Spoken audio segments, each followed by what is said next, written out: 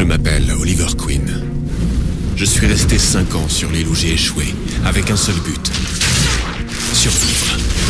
Oliver Queen est vivant. Maintenant, je vais accéder à la dernière volonté de mon père. Me servir de la liste de noms qu'il m'a laissée et faire tomber les personnes qui gangrènent ma ville. Pour le faire, je dois devenir quelqu'un d'autre. Je dois devenir quelque chose d'autre.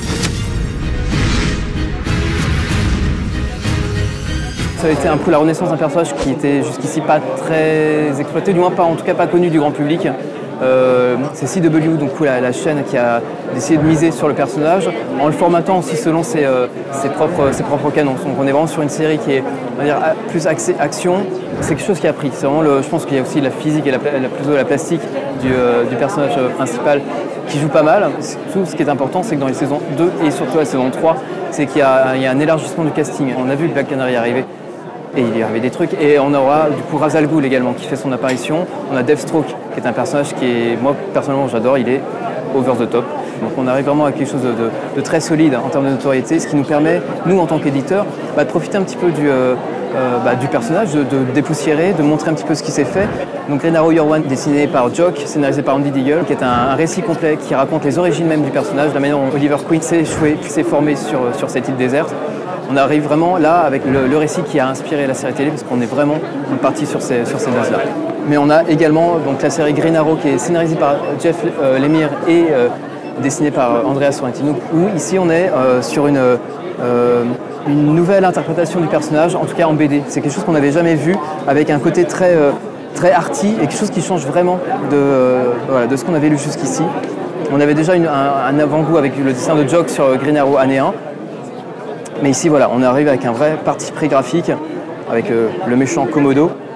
Et au fur et à mesure, l'intégration de personnages qui rappellent, qui sont même directement inspirés de la série télé, à savoir Deagle, apparaît à la fin du tome 2 de notre série DC Renaissance. Donc voilà, on arrive vraiment du coup à une vraie fusion intelligente, en tout cas des deux médias, qui profitent directement au personnage, puisque vraiment le personnage de Green Arrow est devenu une des valeurs sûres. Et il faut savoir aussi qu'il existe une adaptation.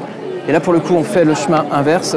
On est ici sur le comics de la série télé. Ici, on est vraiment sur un recueil en fait, de récits qui se passent entre les épisodes et qui viennent compléter. En fait, on est un peu sont un peu les chapitres manquants de la série télé, qui viennent expliciter un petit peu plus les réactions des personnages, leur passé. On a le passé de Deagle, avec donc plusieurs dessinateurs à la manœuvre, mais toujours un seul, plutôt le couple de producteurs et de scénaristes à la base de la série télé. Voilà, qui sont du coup très très impliqués, et on a vraiment une œuvre canon en fait avec le reste de l'univers de la série télé. Et l'idée aussi, c'est parce qu'on aime bien creuser un peu plus loin à chaque fois, c'est de remonter un petit peu aux origines du personnage. On apprend dans la Jack Kirby anthologie que c'est Kirby qui a vraiment eu cette idée de la formation de Oliver Queen dans cette île secrète, dans cette île perdue plutôt. Et on a ensuite d'autres auteurs qui sont emparés un petit peu du personnage, qui fait pour le coup qui fait équipe avec Green Lantern. On s'est mis à penser autrement, le comics. Ici, on est vraiment, dans les années 70, on est vraiment sur ce type de récit qui crée une vraie rupture. C'est-à-dire que les super-héros descendent un petit peu de leur piédestal et vont, ici, à l'image de Green Arrow et Green Lantern, vont parcourir le continent américain à pied. Ils vont plus servir leur super-pouvoir, mais ils vont essayer vraiment de vivre le quotidien des Américains à la hauteur du meurtre. Et ils vont rencontrer du coup des problèmes qui étaient peu abordés en comics jusqu'ici, à savoir donc la criminalité, le racisme, les violences faites aux femmes. Enfin, le problème des sectes aussi dans les années 70 qui commence à se développer énormément. Donc on a vraiment une vraie portée sociale. Il y a la drogue également, puisque Green Arrow va découvrir que Speedy se shootait. Donc il y a peut-être aussi un pseudonyme prédestiné. Mais voilà, donc on arrive avec ce dessin de Neil Adams qui est vraiment l'une des références, un des dessinateurs légendaires de DC, mais également du comics en général, pour ces épisodes qui ont vraiment marqué tous les lecteurs qui les ont lus à l'époque et qui nous permettent aujourd'hui vraiment de montrer à quel point le personnage a évolué, mais il était déjà très très actuel. Et voilà, on est vraiment sur cette version de Oliver Queen qui n'a rien à voir avec les faibles qu'on peut voir toutes les semaines.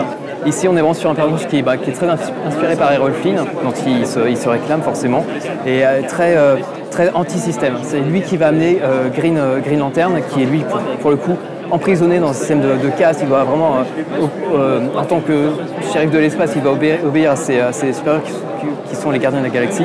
Ici, on a vraiment Green Arrow qui va ouvrir les yeux un petit peu à Green Lantern, qui symbolise l'establishment des super-héros. Donc voilà, une espèce de contre-pensée, quelque chose qui était révolutionnaire.